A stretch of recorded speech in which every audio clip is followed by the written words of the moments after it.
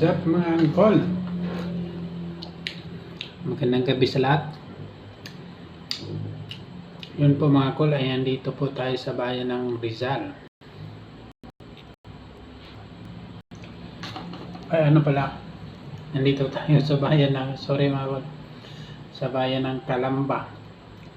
Ito po ay parting Misamis Occidental.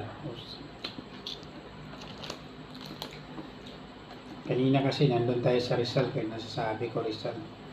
Yung bayan na Rizal kasi mga kol, doon talaga ako nagkaisip. Doon ako lumaki. Nung nagbibinata na ako or 10 pataas na yung edad ko, lumipat na kami ng Cagayan de Oro. Doon na kami namuhay, kaya almost 20 years hindi ako nakabalik doon. Sa wakas kanina nakabalik tayo doon. Malaking mga kol, yung mga teachers na kakilala ko doon, nakita ko yun nga, din, kumbaga sila pa rin ang teachers doon.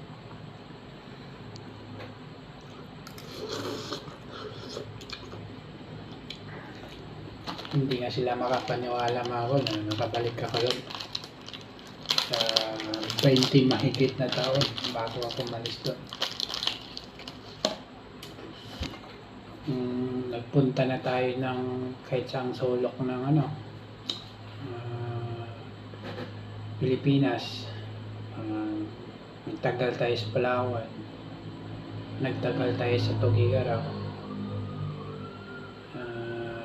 Cagayan Valley, hanggang nag-Cebu tayo. Pero bumalik pa rin ako dito. Salamat sa company na ito. Nakaka-travel tayo ng libre. Sila yung nagbabayad. Pati accommodation sa sila pa rin nagbabayad.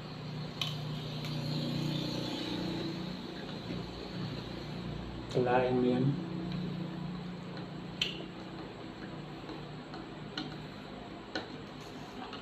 Yung dati mga kol, nandun pa kami sa Rizal, 1990s ata yun, 1980s mahigit ganyan. Mga kol,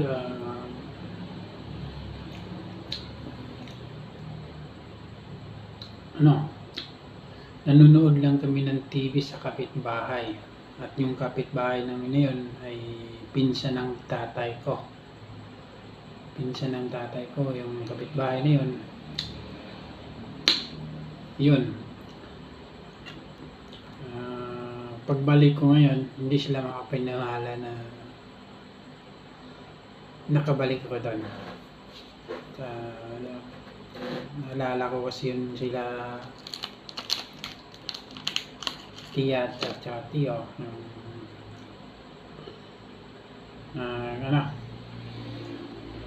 tuwing may lagnat ako na mataas na lagnat, dinadala ako ni mama doon sa kanila kasi natatakot si mama sa tuwing ako may lagnat, kasi noon talaga pag dinagnat ako halos ikamatay, ganun yung mga kol. Buti ngayon wala na tayo, hindi na tayo nilalagnat. Tawad ng ama.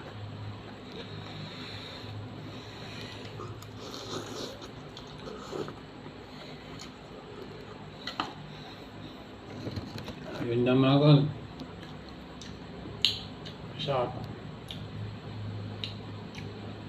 tabayanan natin ang travel natin dito sa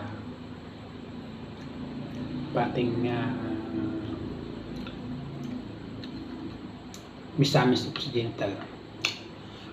Davao tayo, Tagum City, Davao Oriental, Davao Occidental, Bukidnon, Cotabato, Marawi.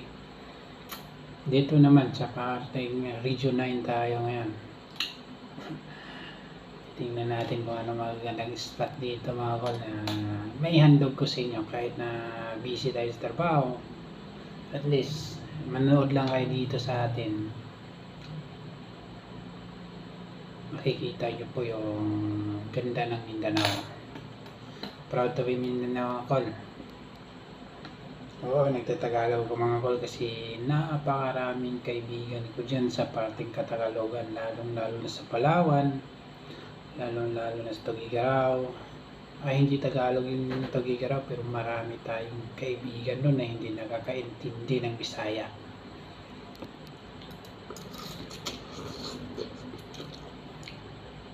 Tagal kasi tayo gala. So, yun lang mga kol. Babush.